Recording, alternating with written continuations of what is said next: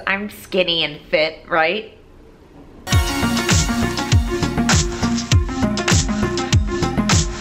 Hello everyone! I just got back from a little vacation from Hawaii.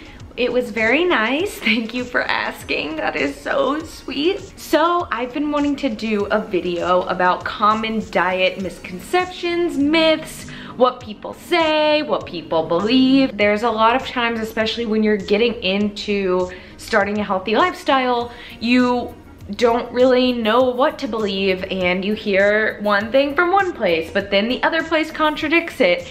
And I think that it can be a little daunting and confusing to know what's true and what's not. I have gathered the common myths that I have found about diet and eating healthy. These are supported by studies at Harvard and various doctors and researchers, and I'll cite them all below and at the bottom of the screen. So I really want to, when I'm telling you these things, make sure that I'm telling you the truth and I'm saying real facts. The first myth that really hits close to home to me because I love my fat is lower fat automatically means lower weight.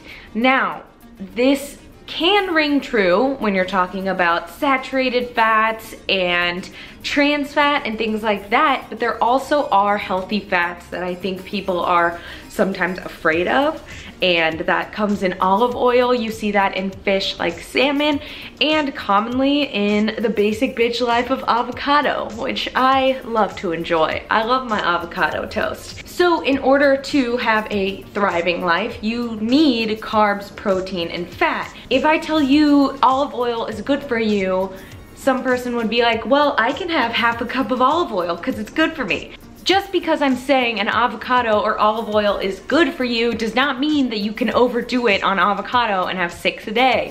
In all seriousness, it's okay to have fats in your diet. It keeps you full, it helps rebuild cells, and it helps your hormones. So it is important to keep fats in your diet. This leads me to number 2, which is low-fat versions of food are healthier than regular versions of food. Companies invent like low-fat version of Oreos or low-fat versions of Pop-Tarts or any kind of food like that. They actually add more sugar to the food. And in a recent study in 2016, they proved that more times than not, low-fat versions of food actually had a higher sugar count, and that equates to a higher added sugar count. So just try to, if you're gonna have an Oreo, if you're gonna have a cookie, just eat the cookie. Don't try to find some way around it. Just eat it and be happy. That's what I do, honestly. Alrighty then, moving on. The next point that I really experienced myself as well is that just because you're working out does not mean you can eat whatever you want. I started doing something like Pure Barre 4 times a week, and I was like, I can eat whatever I want now. Wrong. I'm so wrong. If you change up your metabolism to the point where you put on more muscle because you burn more calories and therefore you increase your basal metabolic rate, then people think they can eat whatever they want. Muscle needs more calories. But in reality, it takes a pretty long time to build up that muscle mass, just like it takes a long time to get rid of fat and really shrink those fat cells. So the next thing that I hear a lot of people say is that no matter what, a calorie is a calorie. And looking at that, yes, that does make sense. I mean, you could basically say, I'm just gonna have 2,000 calories of butter today, and it'll be the equivalent of 2,000 calories of vegetables. But it's really not the case, because those calories also have nutrients attached to them, and fats and protein, sugar, everything like that. Okay, I might be having the same calories every day, but I'm working out and these calories are comprised of different nutrients and ingredients than what I was eating before. The next thing is green tea and caffeine can cause weight loss. So you kind of see these like green tea miracle diets, or what? Hydroxycut. Do you remember Hydroxycut?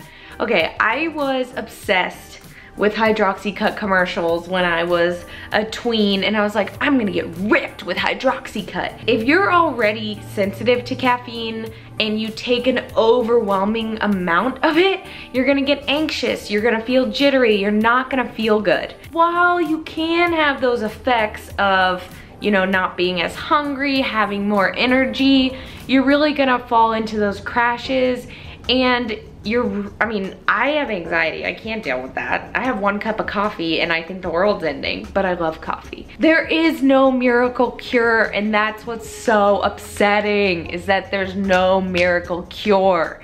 If it sounds too good to be true, it is too good to be true, and I'm so sorry. The next thing that I'm sure a lot of people will argue with, I do see arguments on both sides. People tend to think it's better to eat a ton of tiny meals throughout the day than 3 big meals. And they think that having 3 big meals can lead to weight gain.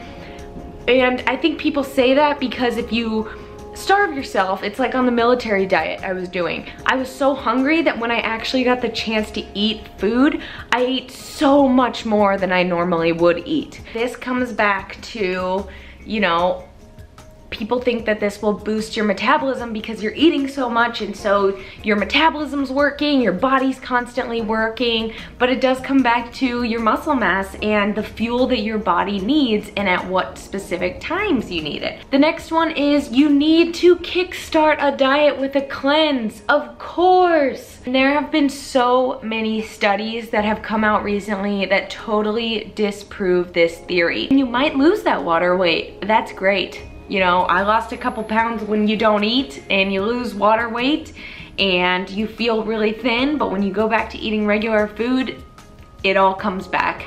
And your body has a natural detox system. You know, that's what our bodies are for. Also, when you go on these juice cleanses, you're basically just throwing out key nutrients held within those fruits and vegetables. You're kind of throwing out all the fiber, all the skin, everything like that. So it's better to just eat the fruit or eat the vegetable. I'm sorry, juicing is so expensive. You cannot argue with that. You really can't, based off of all these juice cleanses, when you can just go to the store and buy the ingredients yourself. The next one, piggybacking off of cleanses, is people tend to think that if they take a ton of multivitamins or if they take a ton of supplements, they're gonna lose weight. And that's all they need to do, and that's it.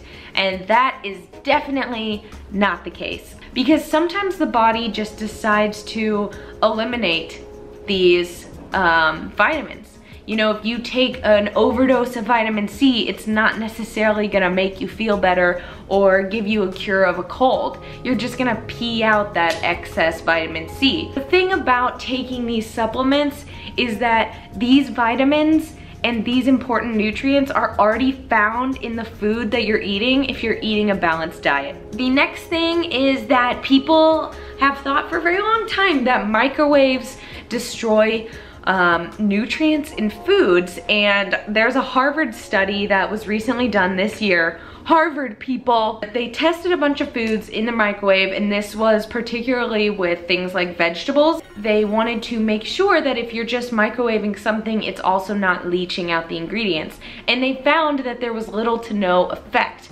on the food. However, if you're going to boil your vegetables or boil foods, they always recommend that you either drink the broth or save that water for making soup in the future so that you can keep onto those nutrients. The things I just said are pretty blanket statements, but can apply to everyone. And you know, at the end of the day, I always say at the end of the day, but when it comes down to it, this is all about you and all about your body.